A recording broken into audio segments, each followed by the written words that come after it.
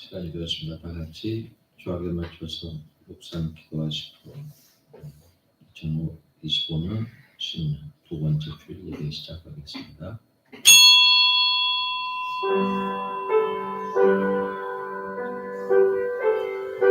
나의 생전에 여호와를 찬양하며 나의 평생에 내 하나님을 찬송하리로다.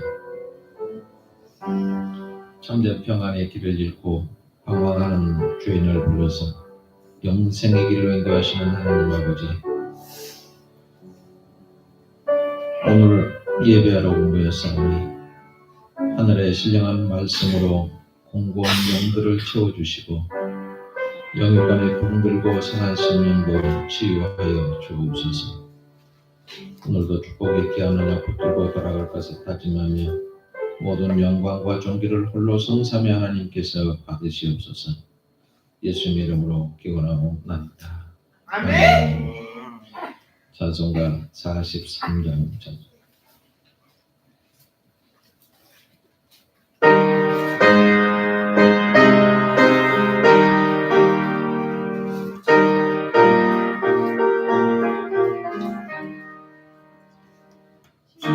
즐겁게 안식할 반갑고 좋은 날, 내 마음을 견게 하니 즐겁고 기쁜 날, 이 날에 사랑하니 아버지 앞에서 참되신 삼위일체 나 찬송 부르니, 이 날의 하늘에서 새 양식 내리네, 성회로 모이라고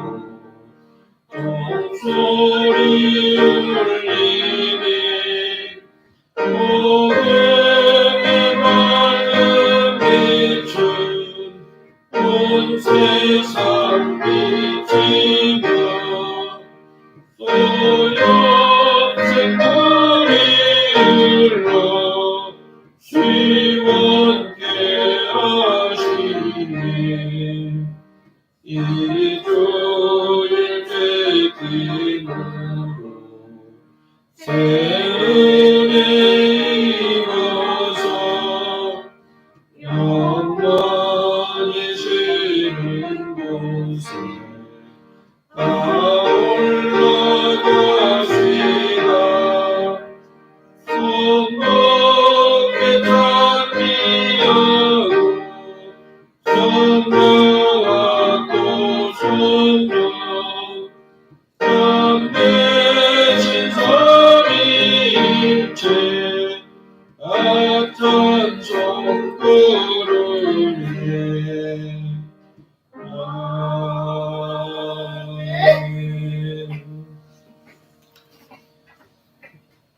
자, 참회의 기도를 드리는 시간입니다.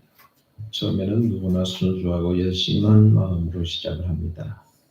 그러나 언제부턴지 언당하기 시작해서 지금은 처음과 다른 곳에 와 있을 때가 많습니다. 그 원인이 내 고집이나 미련한 때문은 아닌가, 주님과 나마냥 알고 있는 잘못을 참여하고 회개하는 기도를 하겠습니다.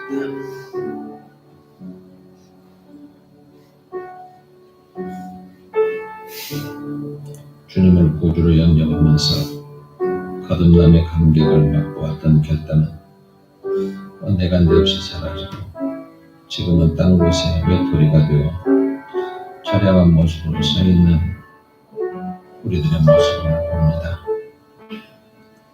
세상을 향해서 헛된 것을 추구하던 삶의 방향을 바꿔서 참과 진리의 주님께 돌아서는 현명한 선택을 위한 결단의 힘을 다시 한번 얻고자 주님 앞에 왔습니다. 주님, 세상이 주는 근심과 걱정에 얽매이지 않고 기도하고 말씀 보면서 살게 하옵소서. 언제나 약한 자의 손을 잡아주시고 돕는 힘을 주시는 주님을 향한 믿음이 불꽃처럼 타오르게 하옵소서. 주님께서 나가신 응답 듣고 나갈 때 낮에는 구름기둥, 밤에는 불기둥으로 인도하시는 주님을 체험하면서 아직도 그 옥에 찬 불신자들에게 큰 증거가 되겠다고 다짐하는 저희들 위해 주님 사제의 말씀을 선포해 주셔서 날마다 새로운 감격을 안고 살아가게 하여 주옵소서. 예수님의 이름으로 기도하옵나이다. 아멘. 찬송가 143장 찬송 보시는 고선배 집사님 기도하셔서.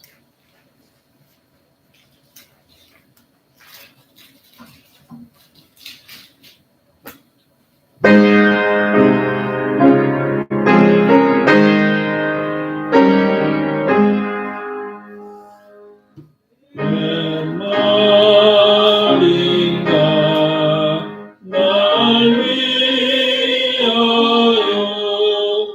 주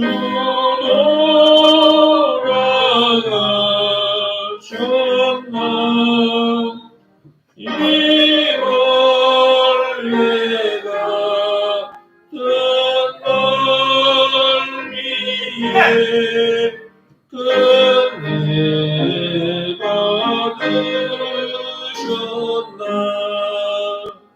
내 죄은 죄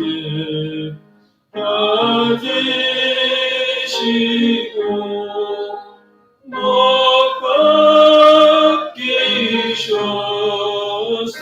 바뀌셨으니 웬일인가 웬일인가 그 사랑 그쳐라 주 십자가 못 박힐 때 그의 노비 잃고 그 밝은 빛 가리워서 감탄케 되었네 나 십자가 대할 때에 그 일이 고마워 내 얼굴과 이못 들고 눈물을 흘리도다 눈물로도 눈물로서 못 갚을 줄 알아 못 받게 드릴 것 없어 이 몸 바칩니다.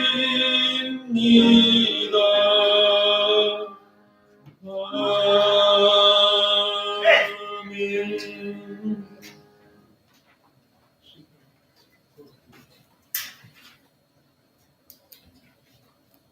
기도하시겠습니다. 하나님은 영이시니 예배하는 자가 신령과 진정으로 예배할지니라. 참 좋으신 하나님 아버지 감사합니다. 많은 사람들 가운데 저희들을 하나님의 자녀로 삼아주시고 이 시간 주의 전을 사모하며 예배의 자리로 인도하여 주시니 감사합니다. 우리가 알고도 지은 죄, 모르고도 지은 죄 있으면 용서하여 주시고 정결한 마음으로 이 시간 온 마음 다해 예배드리게 하옵소서. 비록 연약한 우리들의 모습일지라도 우리의 예배를 아름답게 보시고 받아 주시옵소서. 우리의 삶의 주관자 되시는 하나님 아버지, 우리의 삶이 곧 예배임을 알게 하시고 일상에서 주님을 만나며 정직한 마음과 진실된 마음으로 이웃을 섬기며 사랑하게 하시고 이해하고 주님을 닮아가게 하시고 내가 머무는 모든 곳마다 그리스도의 향기가 있게 하옵소서. 언제 어디서나 하나님의 자녀로서의 본분을 잊지 않게 하시고 세상을 바르게 볼 수 있는 마음의 눈과 지혜를 주시며 말씀의 묵상과 기도의 경건의 삶을 살게 하옵소서. 성령의 도우심을 일상에서도 느끼며 범사에 감사하는 삶이 되게 하옵소서. 지금까지 항동교회와 행복한 세상 복지재단에 함께하신 하나님, 이곳에 성령의 임재하심이 있게 하시고 기도와 찬양이 끊이지 않도록 하시고 살아온 동력 있는 말씀으로 가득 채워주시옵소서.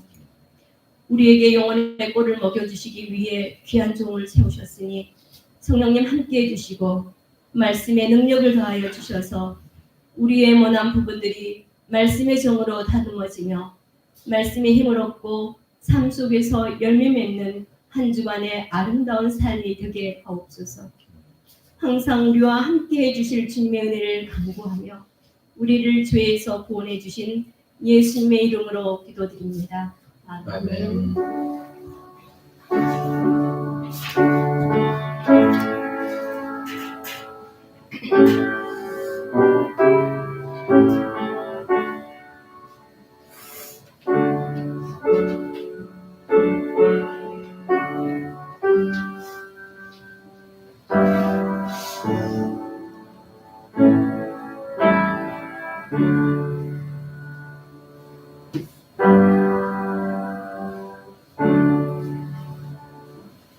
오늘 우리에게 주신 하나님의 말씀 구약성경 에레미야서 3장 11절부터 18절 말씀 1054쪽에 있는 말씀 제가 번역해 드립니다.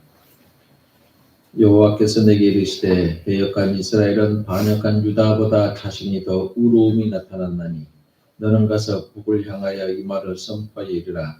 여호와께서 이르시되 배역한 이스라엘아 돌아오라. 나의 노한 얼굴을 너희에게로 향하지 아니하리라. 나는 긍휼이 있는 자라. 노를 한없이 품지 아니하느니라. 여호와의 말씀이니라. 너는 오직 내 죄를 자복하라. 이는 내 하나님 여호와를 배반하고 내 길로 달려 이방인들에게로 나아가 모든 푸른 나무 아래로 가서 내 목소리를 듣지 아니하였습니다. 여호와의 말씀이니라. 여호와의 말씀이니라. 배역한 자식들아 돌아오라. 나는 너희 남편임이라. 내가 너희를 성읍에서 하나와 족속 중에서 둘을 택하여 너를 시온으로 데려오겠고 내가 또 내 마음에 합한 목자들을 너희에게 주리니 그들이 지식과 명철로 너희를 양육하리라. 여호와의 말씀이니라. 너희가 이 땅에서 번성하여 많아질 때에는 사람들이 여호와의 언약궤를 다시는 말하지 아니할 것이요 생각하지 아니할 것이요 기억하지 아니할 것이요 찾지 아니할 것이요 다시는 만들지 아니할 것이며 그때 예루살렘이 그들에게 여호와의 보좌라 일컬음이 되며 모든 백성이 그리로 모이리니 곧 여호와의 이름으로 말미암아 예루살렘에 모이고 다시는 그들의 악한 마음이 완악한 대로 그들이 행하지 아니할 것이며 그때 유다 족속이 이스라엘 족속과 통행하여 북에서부터 나와서 내가 너희 조상들에게 기업으로 준 땅에 그들이 함께 이르리라. 아멘. 홍명남 목사님 참여하겠습니다.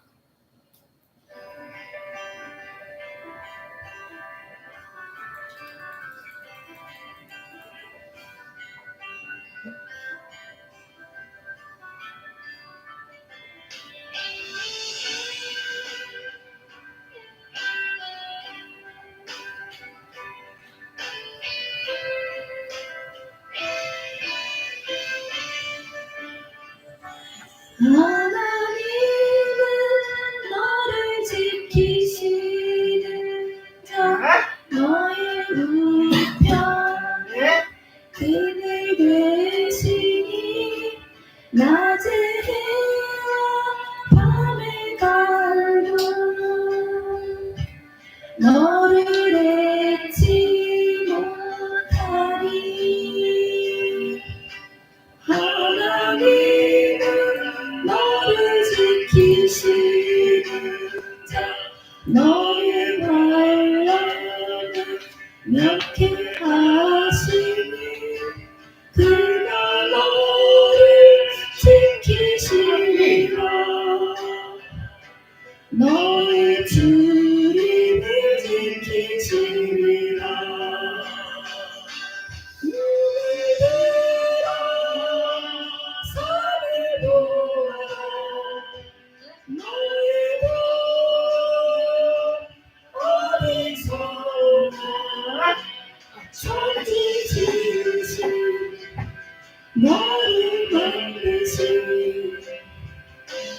여호와께로다.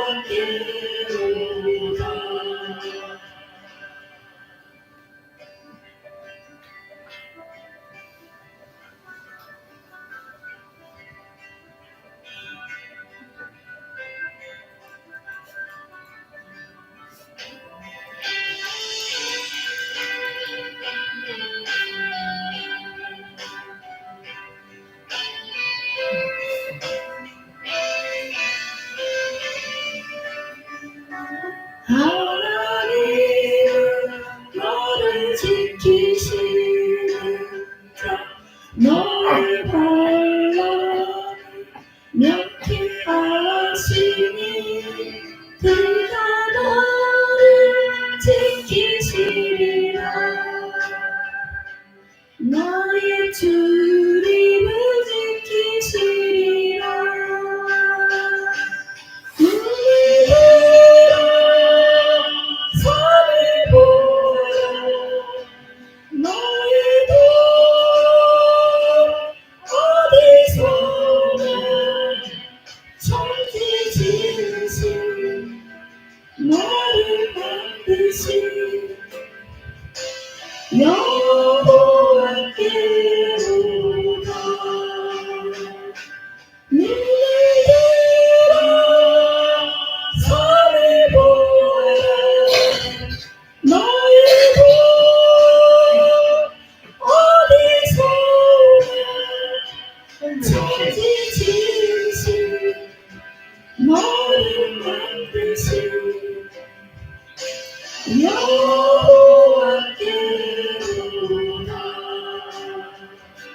천지 지으신 너를 만드신 여호와께로다.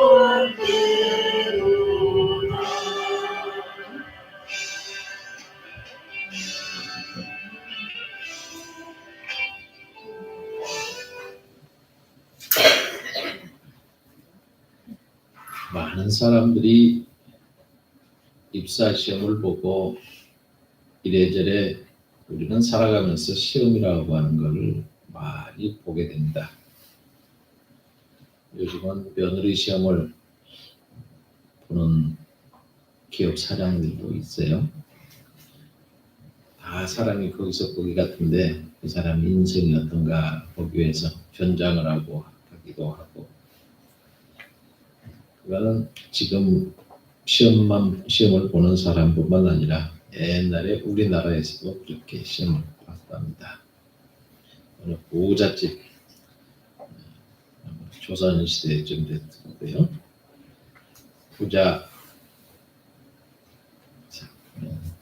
부자라고 해야 되겠죠. 사장은 아니고 부자가 며느리 시험 보려고 방을 냈습니다. 그래서 전국에서 시집을 갈 만한 예쁜 여자들이 전부 다 응시를 했어요. 1차 시험을 통과한 2차 시험을 보게 되는데, 지금으로 말하면 지금 쌀 한 포대, 20kg 한 포대를 주면서 이걸 갖고 한 달을 살아라. 혼자만 그거 주고 한 달 살아라 하면 살겠죠. 그런데 머슴 2사람하고 여자 종 하나를 붙여주면서 4명이서 한 달을 살아라 그러고 2차 시험입니다. 여러분이라면 어떻게 해서 이걸 갖고 한 달을 살겠어요? 쌀 2말 갖고 한 포대 가지고 어떻게 살까 세습 연구하다가 첫 번째 아가씨가 쌀 봉지 30개를 만들어서 그걸 똑같이 나눴습니다. 그리고 매일 그 한 봉지씩만 갖고 밥을 해 먹습니다. 30일을 간신히 버텼어요. 30일 후에 주인이 그 여자를 불렀습니다. 그랬더니 머슴과 여종은 바짝 말라서 갈비씨가 되어있고 아가씨는 병원으로 실려갔습니다. 2번째 아가씨는 종을 불렀어요. 그 쌀을 주면서 이 쌀보다 싼 보리를 바꿔와라. 그래서 3배나 되게 가까웠습니다. 그리고 예, 그 3배나 되는 보리로 그냥 밥을 해먹고 살았어요. 그랬더니 30일 후에 나타났는데 여종과 모성은 방귀는 잘 뀌었지만 건강하게 지내고 있었습니다. 3번째 아가씨는 이 쌀 한 포대를 가지고 다 그날로 떡을 만들었습니다. 그리고 이 떡을 우리 동네 이웃집 다 돌려줘라.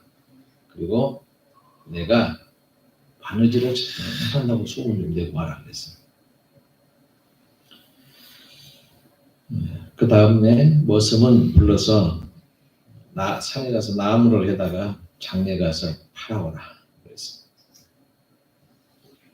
그리고 이 아가씨는 바느질에서 번 돈, 나무를 팔아 번 돈 다 모았습니다. 그리고 여종하고 그 머슴에게 수고했다고 나눠줬어요.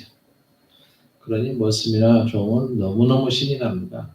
돈을 받고 일어나니까 얼마나 신나겠어요.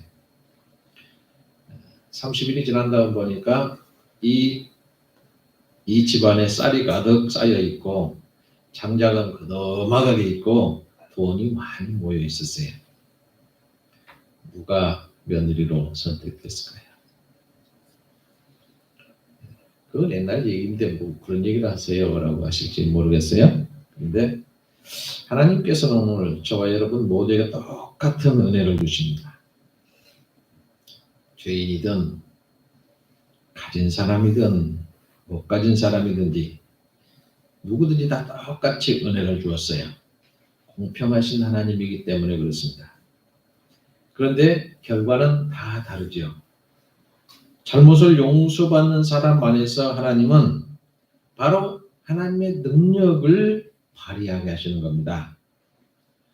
은총을 내가 입고 하나님의 자녀가 되는 길은 오직 한 길, 바로 회개하고 죄를 자복하고 하나님께 나올 때 하나님은 그를 들어서 위대한 일을 하실 수 있는 겁니다. 오늘 본문에 보면 유다의 죄악을 얘기하고 계시는데 유다는 얼마나 죄악을 많이 지었냐면은 우상 숭배하는데 광적으로 우상 숭배를 합니다. 요즘 정치권을 보면 꼭 광적으로 뭐 하는 것 같잖아요. 말 안 들으면 죽여라, 사살해도 좋다, 이런 소리가 나오지 않나. 어떻게 하든지 잡아다 구속시키려고 하질 않나. 이 우상 숭배가 이렇게 광적으로 합니다. 그래서 파렴치하고 음란한 죄악을 지어요.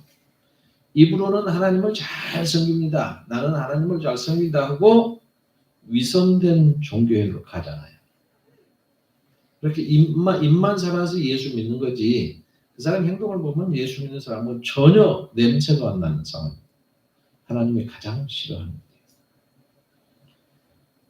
또 예루살렘 주민들은 바알신과 몰록신을 섬기고 있습니다.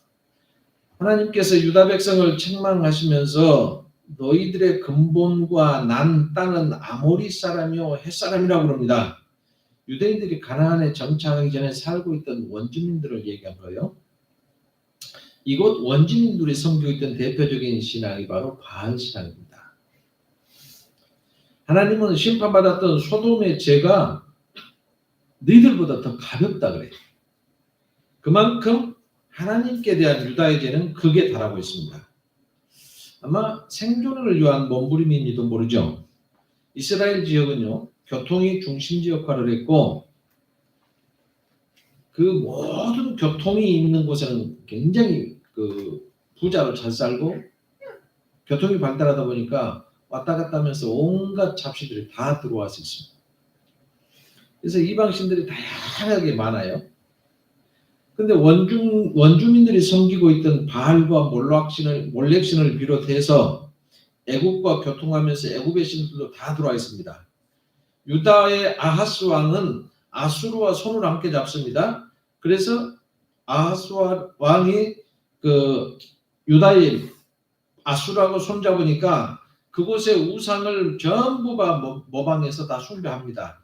그리고 바벨론 우상을 섬기기도 하고, 이렇게 우상과 이방신을 숭배하면서 이들의 문화에 점차 동화되어 버렸습니다.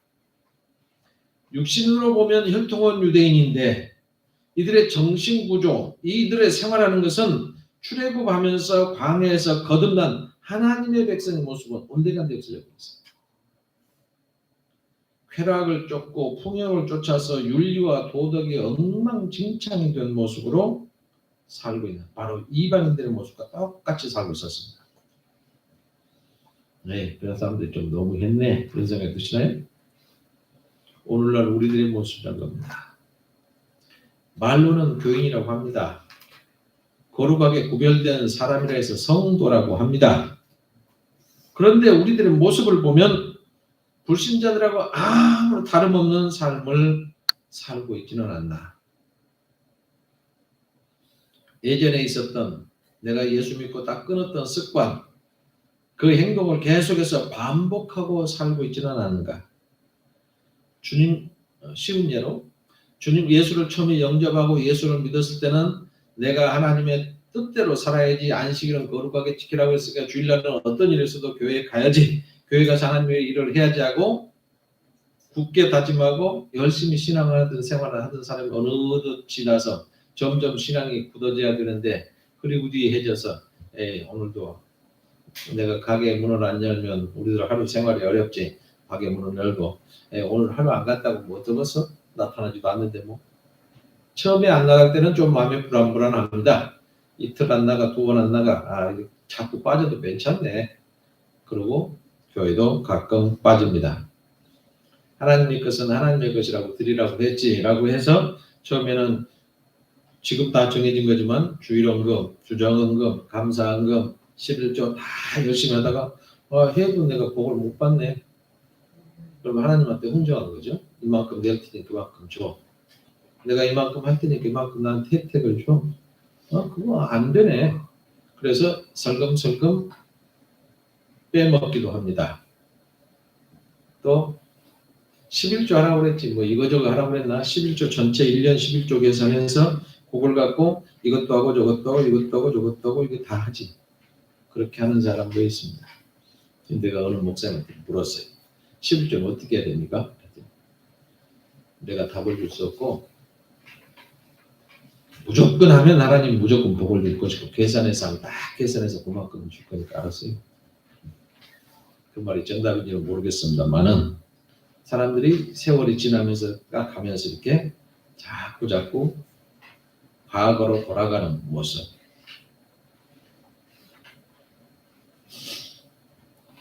현대는 사람들이 지구촌이라고 얘기하죠.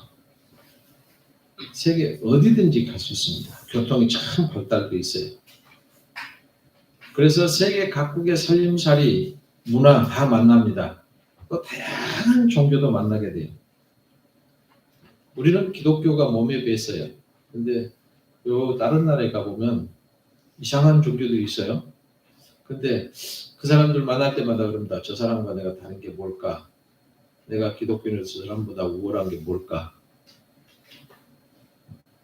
어느 나라에 가면요. 동사가 팍 났어요. 그러면 우리나라 사람 바로 내려서 사퇴부터 하잖아요. 근데 그 사람은 미안합니다. 하나님의 뜻입니다. 그렇고 엄청 멋진 나라잖아요. 그 사람들은 하나님 믿는 사람 아니에요. 근데 무조건 하나님이라고 합니다. 자기들 입장에서 알라 신도 하나님이고 마음의 뜻도 하나님이고 다 하나님이라고 해요. 하나님의 뜻이에요. 우리가 세상에 살면서 여러 가지를 이들을 만납니다. 이것도 하나님의 뜻이겠지 생각하면 아무 문제 아니에요. 근데 거기서 벗어나는 순간 싸우고 아웅다웅합니다. 그리고 자기가 믿는 종교가 최선이라고 그래요. 다양한 종교를 만나다 보면 신앙에 대해서 정체성이 흐물흐물해져 버립니다. 그래서 모두가 다 옳다. 그 뭐 다원주의라고 그러죠. 그 사람들의 주장은 뭐라고 합니까? 여보시오, 남산에 올라가면 장충동에서 가도 되고 한남동에서 가도 되고 저 성수동에서 가도 되고 여기서 가도 다 남산만 올라가면 되지. 뭔 상관이 있어? 천국도 마찬가지 아니요. 부처님 믿어도 천국 가고 여호와 주님 믿어도 천국 가고 뭘 믿어도 천국 가고 다 천국 가려고 하는 거 이거 다 그거 아니요. 그런 것 같으네. 그게 다 원죄이시죠. 이렇게 하나님을 믿지 않아도 살 수 있다라고 하는 무신론과 오만이라고 하는 덫에 빠질 수도 있어요. 우리는 누굽니까? 우리는 하나님을 알았고 하나님의 사랑을 받았고 하늘의 신령한 맛을 보았고 진리의 빛을 받았습니다. 그래서 무엇이 진리인지 알고 있습니다. 그러면 불신자는 이걸 모르기 때문에 심판받습니다. 근데 우리들은 다 믿고 알고 있어요. 그런데 배도했다고 그러죠. 배반했다고 그러죠. 배도했다고 그러죠. 모든 것을 알고 행했기 때문에 더 큰 심판을 받게 된다. 예수님께서 죄로 멸망해가는 세상을 구원하기 위해서 인간의 형상을 입고 이 땅에 오셨습니다. 이것은 인간을 내가 그만큼 사랑할 만하기 때문에 한 게 아니에요. 인간은 하나님을 대적하는 사탄의 편에서 사탄을 하나님으로 섬기고 있었습니다.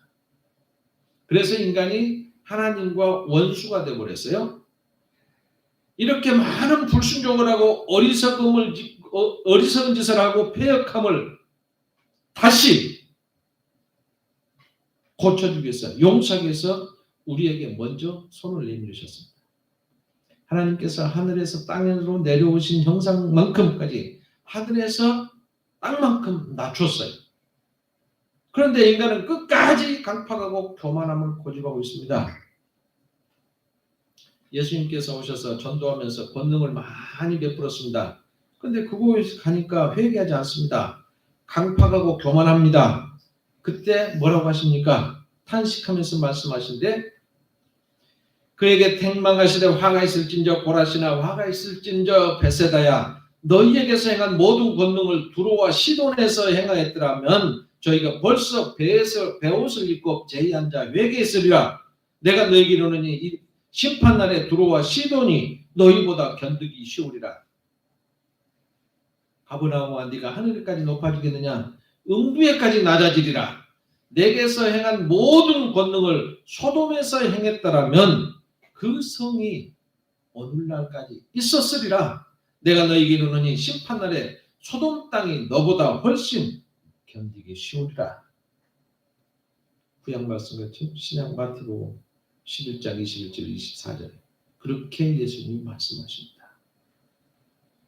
여러분 권능을 많이 베푸 고라신과 베세다 사람들에게 전도의 열매가 예상이 됩니다. 그런데 이들이 예수님께 나오지 않습니다. 마땅히 환영할 줄 알았던 곳에서 냉대를 당하십니다. 많은 권능을 베푸셨지만 사람들에게 배척을 받습니다.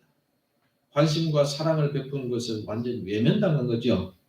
이것이 예수님의 아픔이었습니다. 보석보다 더 화려하게 꽃보다 더 아름답게 창조한 하나님의 형상인 인간입니다. 근데 죄가 이 죄란 놈의 하나님의 형상을 우리 마음속에 들어와서 거친 광야와 사막처럼 만들어버렸습니다. 광야와 사막은 장마비가 내려도 초원되지 않습니다. 한낮에는 뜨거운 태양 같은 적개심, 차가운 밤처럼 냉담한 가슴으로 서로를 적대하면서 사랑을 꾸는 거죠. 죄가 이 사람들의 심령을 가시나무같이 강팍하게 만들어버렸습니다. 서로 사랑하고 살라고 훈훈한 마음과 부드러움을 주셨습니다. 그런데 사람들은 만나기만 하면 전투를 해요. 단검으로 싸우다가 안 되면 칼 들고 싸우고 안 되면 창 들고 싸우고 안 되면 총을 쏘고. 그런데 전투를 이렇게 벌이는 상대가 원수도 아니고 적군도 아니에요. 사랑해야 될 부부가 싸우고요. 부모와 자녀가 원수처럼 싸우고요. 죄라고 하는 놈은 이렇게 마음을 사납게 만들어버립니다. 그래서 싸나운 마음은 창조주의 은혜와 사랑만에도 외면합니다. 그런데 예수님은 마음을 쉽게 열지 않을 줄 알았던 곳에서 환대를 받아요. 오히려 불순종의 백성이라고 불렸던 두로와 시돈 지방 사람들이 구름대처럼 예수님께로 몰려옵니다. 두로와 시돈이 어디입니까? 지중해 연안 항구 도시입니다. 상업이 발달했어요. 솔로몬 왕이 성전을 건축할 때 두로 왕에게 공급받았을 정도로 고대부터 문물이 굉장히 활성화된 지역입니다. 이 상업이 발달한 곳의 문화가 항상 혼탁합니다. 이것도 풍요를 준다고 하는 바알신을 숭배하고 있어요. 바알신을 믿어야 우리가 잘 산다. 그래서 바알신을 믿고 있습니다. 그렇기 때문에 구약의 선지자들이 이 도시에 대해서 심판을 예언을 합니다. 이 동네는 금방 망할 거다. 그런데 그런 사람들이 예수님께 다 몰려 나왔어요. 유대와 예루살렘과 이두메의 요단강 건너편 두로와 시돈 근처에 허다한 무리가 그들이 하신 큰 일을 듣고 나온지라. 예수께서 무리에 애워싸는 것을 명쾌하여 작은 배를 등대하도록 제자들에게 명하셨으니 이는 많은 사람을 고치셨으므로 병에 고생하는 자들이 예수를 만지고자 하여 피끈이 함이더라. 마가복음 3장 8절에 보면 이렇게 두로와 시돈 사람들이 예수님이 복음을 전하고 병을 치고 와르르 다 몰려나오고, 이 동네 것들은 아주 불순종할 거야 라고 했는데 그곳에 나는 사람들이 마음문을 활짝 열고 구원받으러 나오는 모습은 감격과 감동을 주는 모습이 아닐 수가 없죠. 베세다 지방에서 전도하고 실망을 했습니다. 그런데 두로와 시돈 지방에 가니까 전도했더니 소망이 생기고 보람이 있어요. 얼마나 많은 사람들이 적극적으로 구원받겠다고 몰려드는지 아우성거립니다. 나는 예수님의 옷감을 만져도 내가 병이 나을 것이다. 믿음을 가지고 덤비는 사람. 얼마나 대조적입니까? 어머니가 많은 공을 들여서 어머니가 아버지가 많은 공을 들여서 키운 자식이 나중에 가면 등 돌리는 경우가 많아요. 그리고 지멋대로 크라고 냅뒀는데 이놈이 부모에게 농사짓고 효도한다는 얘기가 옛날부터 전해온 얘기입니다. 이거는 수학 공식으로 계산할 수 없습니다. 수학 공식은 투자한 만큼 받게 돼 있잖아요. 이게 공식이 아니에요. 이게 사람의 마음입니다. 많이 소유하였기 때문에 하나님께 받아서 누리는 내가 많은 혜택이 있기 때문에 당연히 감사해야 될 사람들이 하나님을 등지고 살아야 합니다. 반면에 병이 들어서 신체적인 장애가 있어서 가난해서 이 사람들은 하나님을 원망하고 살아야 맞잖아요. 이 사람들 입에서 하나님을 찬양하고 감사가 나오는 모습 우리는 쉽게 볼 수 있습니다. 오늘날도 많이 가진 사람에 비해서 원망이 자주 나와요. 동네 맨 처음에 했던 최기동 할아버지가 하는 소리가 얻어먹을 힘만 있어도 하나님의 은혜다. 이 말 안에서 세워진 거잖아요. 바로 하늘을 향하는 작은 마음이 겨자씨만치 적을 만큼 먼 훗날 새들에게 보금자리를 제공하는 큰 나무가 된다는 겁니다. 지금까지 한 말은 이스라엘과 유다에게만 한 말씀이 아니라 전 세계 우주에 선포하신 구원의 메시지입니다. 하나님 앞에는 심판만 있는 게 아니라 더 큰 치유와 구원이 있습니다. 하나님께서는 죄인을 죄로 인해 심판받아서 멸망하기를 원하지 않습니다. 죄인이 회개하고 돌이켜서 의로운 삶을 살아가기를 원합니다. 하나님은 복수하시는 하나님이 아닙니다. 바로 은혜를 베푸시는 하나님. 하나님께서는 언약궤를 대신해서 선한 목자를 주시겠다고 하셨어요. 언약궤는 뭡니까? 하나님께서 인간에게 하나님께서 나타나신 증표요, 인간에게 삶의 지표로 주신 것이에요. 그렇기 때문에 언약궤는 하나님께로 인도하는 중보의 교량 역할을 하는 거지 언약궤가 하나님은 아니에요. 그런데 이스라엘 사람들이 언약궤를 우상화합니다. 이 증거를 이렇게 주고 하라고 살라고 했더니 그걸 하나님처럼 우상화시켜요. 그러니까 하나님께서 블레셋과 전쟁에서 지게 만듭니다. 언약궤를 보면서 너희들이 올바로 살고 있는가, 하나님을 바로 섬기고 있는가를 생각하게 돼 있습니다. 그런데 언약궤는 인간과 참된 인격적 관계가 교류되지 않는다는데 한계가 있었던 거죠. 그래서 예수님을 인류의 구원자로, 인류의 목자로 주신 겁니다.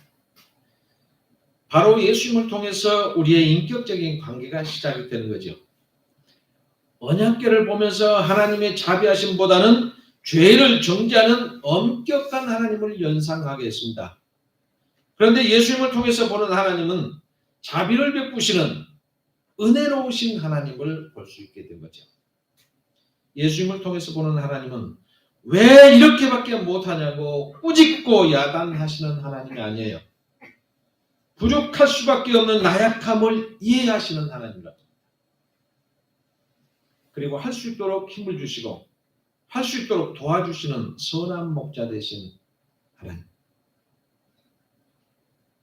그리고 예수님은 우리의 나약함을 이해하시고 우리의 상처를 어루만져 주시는 분입니다. 예수님을 통해서 하나님을 자비로운 하나님으로 보는 눈이 열렸다. 이것은 우리의 시각이 전과 달라졌다는 것을 의미하고 있습니다. 우리 눈이 전에는 전 세계 우주를 바라볼 때, 내가 사는 것을 바라볼 때 전투적인 시각으로 바라봤습니다. 그랬는데 예수를 만나고 났더니 똑같은 세계인데 이제는 자비와 사랑의 눈으로 보게 된다는 겁니다. 자연을 딱 바라보면 야, 이걸 개발하면 내가 몇천억의 이익을 보겠는데 그리고 다 개발해서 이익을 내가 싹 훔쳐갑니다. 이건 뭡니까? 욕심. 하나님 주신 자연 가지고 지 욕심 채우려고 하는 사람들. 이걸 잘 보존하고 있으면 먼 훗날에 잘 사용하겠지. 이게 하나님 주신 마음이죠. 예수님을 통해서 자비하시는 하나님을 바라보는 눈은 자기를 바라보면서 나는 죄인이구나. 내가 죄인이라고는 고백하게 됩니다. 전에는 죄인이라고 그러면 내가 무슨 죄를 지어서 내가 죄인이야? 이 웃기는 사람들이네. 율법을 바라보면서는 사람이 어떻게 완벽할 수 있냐? 그건 율법은 너무 완벽해 나 못 지켜. 율법은 그렇게 얘기합니다. 그래서 적당하게 외형은 의인처럼 주에서는 탕자처럼 사는 게 인생이에요. 그래서 소설도 그런 종류의 소설을 쓰면 유명해지잖아요. 지킬 박사와 하이. 낮에는 정말로 의인이야. 저 어려운 사람 다 고쳐주고 밤에는 개파로 봅니다.